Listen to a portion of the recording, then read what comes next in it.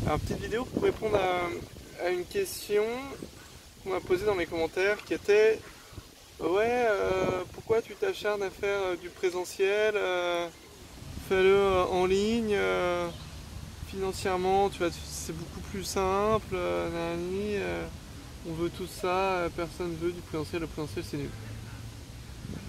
Euh, alors pourquoi je m'acharne à faire du présentiel et pourquoi je trouve que le présentiel c'est c'est essentiel. Le présentiel, c'est essentiel.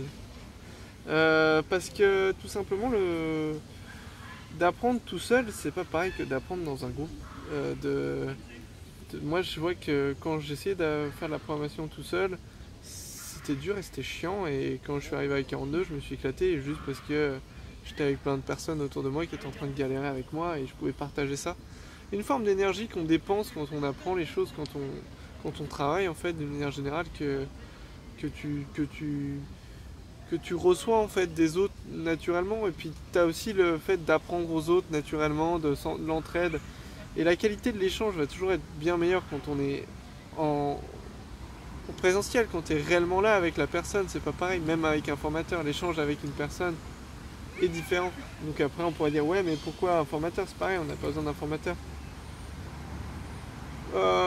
Ça aide. C'est pareil, t'en as pas besoin, c'est sûr, mais ça aide. Et moi, mon objectif, c'est vraiment de faire le meilleur cadre possible. Après, bien sûr, tous mes cours, tout le contenu, tous les exercices vont être gratuits, open source et accessibles en ligne. Donc rien n'empêchera quelqu'un de le faire en ligne, si jamais ça lui convient et s'il n'a pas besoin de plus. Le présentiel est là juste pour les personnes qui veulent plus, en fait, pour les personnes qui ont envie de, voilà, de plus de cadre, de plus de soutien.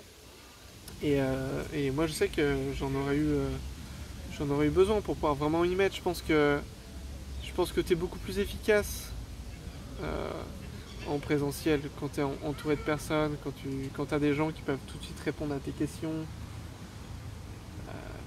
Puis le fait de faire l'exercice, de parler aux autres, d'expliquer ce que tu es en train de faire, faire l'effort de présenter ton travail devant d'autres. Enfin, il y a plein de choses en fait, tu as plein de choses à y gagner à être directement avec les autres, quoi, à travailler en groupe. Voilà, c'est juste, c'est juste essentiel pour la qualité de l'apprentissage.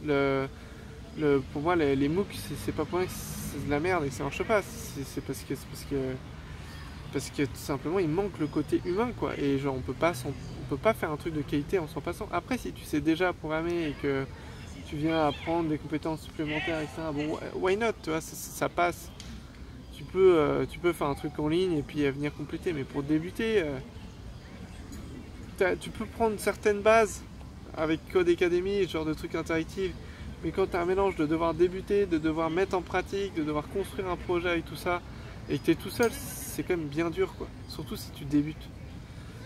Donc voilà, c'est pour passer ces premières barrières. Je pense que c'est plus facile de les passer ensemble que de s'isoler, quoi. Et pour moi, je trouve que c'est un truc qui... Enfin, j'ai constaté que c'était quelque chose qui faisait une différence.